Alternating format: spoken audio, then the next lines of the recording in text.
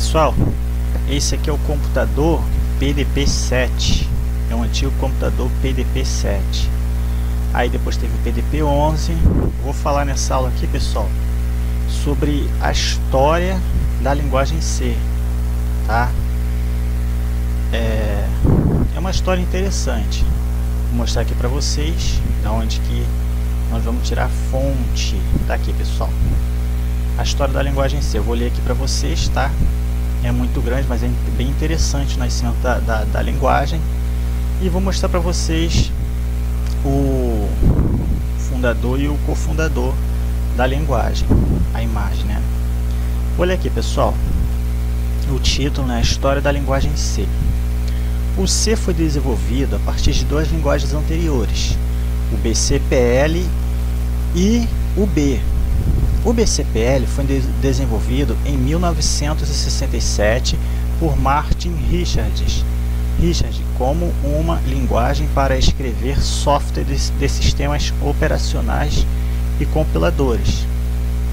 Ken Thompson modelou muitos recursos em sua linguagem B, com base em recursos similares do BCPL, e usou o B para criar as primeiras versões do sistema operacional Unix nas instalações do Bell Laboratories em 1970.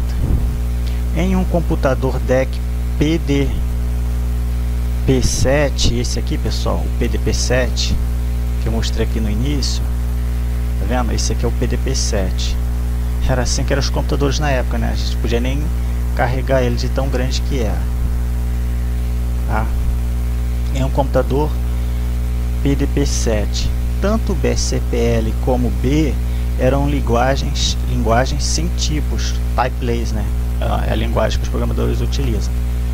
Todos os itens de dados ocupavam uma palavra na memória, e a responsabilidade de lidar com o item de dados como um número inteiro ou real, por exemplo, recaía sobre os ombros do programador, né? Semelhantemente ao assembly, né, pessoal? O assembly aí, o programador tem que fazer tudo, porque a gente tem 4 operações, né?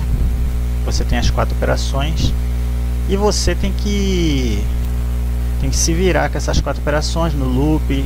Então ali o programador sofre pra caramba, né? Por isso que o C ele praticamente substituiu o assembly, e é utilizado o assembly ainda, mas muitas pessoas preferiram utilizar o assembly. Então vamos continuar, pessoal. Aqui, a linguagem C foi desenvolvida a partir do B, né? Como a gente sabe, ele veio a partir do B por Dennis Ritchie. Pessoal, Dennis Ritchie é essa pessoa aqui, ó. Dennis Ritchie. Esse cara aqui, ó. Dennis Ritchie, tá? Então o C veio a partir do B por Dennis Ritchie. Aqui, ó, do Bell Laboratories. Implementado originalmente em um computador PDP-11. É aí que eu falei, tinha um PDP-7 e depois veio o PDP-11. PDP-11 em 1972. Aqui, pessoal, 1972. Vamos ver o PDP-11, pessoal. PDP-11 é esse aqui, ó. Esse é o computador PDP-11. Vocês veem uma evolução desse aqui, ó. Esse que é o 7, vocês podem ver, né? Bem grande. E esse aqui é o PDP-11, tá? Dá para tentar carregar, né? Ver como é que antigamente, como começou, como é que foi o sofrimento até chegar hoje. O notebook, o celular, foi um sofrimento muito grande, né? Então, pessoal, tá aqui, ó. Originalmente um computador DEC PDP-11 em 1972. Desde o início, o C se tornou amplamente conhecido como a linguagem de desenvolvimento do sistema operacional Unix. Ele era para Unix. Hoje em dia, praticamente todos os grandes sistemas operacionais estão escritos em C e ou C++.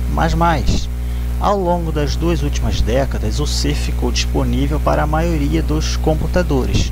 O C depende do hardware. Elaborando um projeto cuidadoso, é possível escrever programas em C que sejam portáteis para a maioria dos computadores. O C usa muitos importantes conceitos do BCPL e do B, ao mesmo tempo que adiciona tipos de dados e outros recursos poderosos. Então a gente vê, né, que ele veio do BCPL e do B, né, pessoal? Ele foi a continuidade a partir de 1972. Tá, vamos lá, pessoal. No final da década de 70, o C evoluiu e chegou ao que se chama de agora de C tradicional. A publicação de 1978 do livro Kernighan e Rich de C Programming Language fez com que essa linguagem recebesse muita atenção. Essa publicação se tornou um dos livros de informática mais bem sucedidos de todos os tempos. Pessoal, esse livro aqui é Programming Language de C Programming Language, acho que ele está disponível.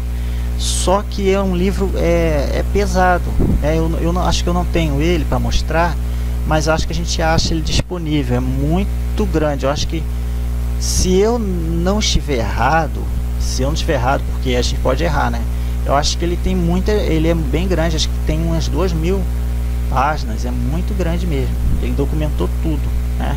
Eu vou mostrar para vocês essas duas figuras aqui, pessoal.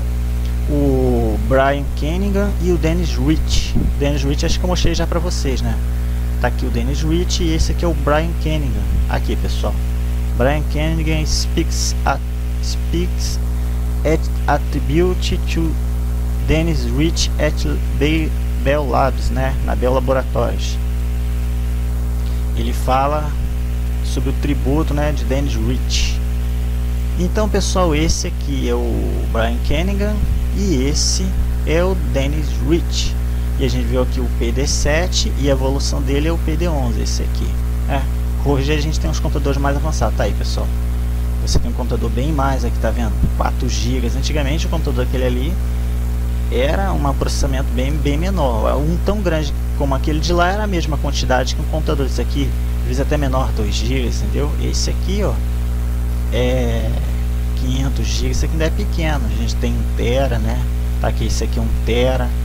Então hoje a gente tem computadores pequenos, mas bem acelerados, né? Memória RAM, memória cache, a ROM. Hoje a ROM nem trabalha tanto por causa da memória cache, né? O núcleo do processador, então processadores bem rápidos, né? Então hoje a evolução chegou, né, pessoal? Então vou continuar aqui. Aqui no final da década de 70 o C evoluiu e chegou ao que se chama de C tradicional. A publicação de 1978, esse aqui eu li, né, pessoal? O livro de Dennis Rich e Brian Kernighan, é o DC Programming Language, fez com que essa linguagem recebesse muita atenção. Essa publicação se tornou um dos livros de informática mais bem sucedidos de todos os tempos. A rápida expansão do C em vários tipos de computadores, algumas vezes chamado de plataforma de hardware, levou muitas variantes. Elas eram similares, mas frequentemente incompatíveis. E isto foi um problema sério para os desenvolvedores de programas, que precisavam criar um código que fosse executado em várias plataformas. Então a gente vê aqui, né, pessoal, o primeiro problema aí do C, né? Aqui elas eram similares, frequentemente incompatíveis. Isso foi um problema para os desenvolvedores que precisavam criar um código que fosse executado em várias plataformas. Ficou claro que era necessário uma versão padrão do C. Em 1983 foi criado o Comitê Técnico X3J11 sobre o American National Standard Committee, o ANSI, pessoal, o famoso ANSI, American National Standard Committee on Computers and Information Processing, o X3, para fornecer a linguagem de definição, uma linguagem de definição inequívoca e independente de equipamento. Em 1989, o padrão foi aprovado. O documento é conhecido como ANSI ou ISO 9899 1990, né? Porque foi no final de 89 para 90. Pode-se pedir cópias desse documento para o American Standard Institute, cujo endereço consta no prefácio a este. A segunda edição do livro Kernighan e Rich, publicada em 1988, reflete esta versão chamada ANSI-C. agora usada em todo o mundo, né? Kenigan 88, que é. Então, pessoal, eu vou ficar até essa parte aqui. A gente vê que o C foi melhorado aí, a versão padrão, que é o ANSI, foi em 1989, aqui, ó, 1989. Aí ele ficou conhecido como padrão ANSI C. Esse padrão ANSI C, ele é multiplataformas, né? A gente vê que ele era usado só em Unix, aí depois começou a ser usado em Windows, né? Todas as versões do Linux, né? O Ubuntu, Fedora, Kylix, né? Tem também o outro uma outra versão que é muito utilizada no Brasil. Então o C ele ficou muito abrangente a partir do ANSI, do padrão ANSI. Ou seja, o que é o ANSI, pessoal? O ANSI é quando você ali, vou dar um exemplo aqui na programação estruturada, que você tem estruturas, né? Vou dar um exemplo, o relógio, a estrutura do clock. A estrutura do clock, um exemplo, tá, pessoal? Outrora ele não era multiplataforma, agora a partir do padrão ANSI e a estrutura ali clock, que setava o clock do sistema operacional, agora ele é reconhecido em multiplataformas. Então o padrão ANSI começou a ser difundido e o C começou a cada vez mais os programadores escolher o C como uma linguagem padrão, né, de várias plataformas. Depois, claro que ele veio decaindo, né? A gente conhece com o surgimento aí, por exemplo, do Java e outras linguagens, o C veio decaindo, mas ainda assim ele continua ainda robusto. Por quê? Aí depois ele voltou de novo, porque os programadores em si, eles entendem, o pessoal da ciência da computação, o pessoal consegue compreender que o C é o programa para baixo nível, né, pessoal? Então, quando se trata aqui, cadê de computador? Vou mostrar para vocês aqui. Quando se trata de computadores, de memórias, né, eu não deixei uma imagem aqui de uma memória. Quando se trata de uma memória, pessoal, a gente está falando de C, né? Então, C, a gente vê que ele está voltando de novo não como ele era, mas a ser valorizado. Por quê? Porque quando se trata de programa de baixo nível, pessoal, é o C que resolve esse problema. Tanto é que a própria Microsoft, ela confessa que a maioria dos códigos do sistema operacional é feito em C, né? A Microsoft tanto tem em Assembly, tem em C e em C++, mas grande parte é feito em C. São milhões de linhas de código criadas em C. Tá legal, pessoal? Esse aqui foi um pouco da história do C, tá? Espero aí que vocês tenham gostado. Não vou me alongar não, que acho que já tem bastante tempo. E que vocês possam curtir o vídeo e compartilhar, tá, pessoal? Fiquem com Deus e até a próxima.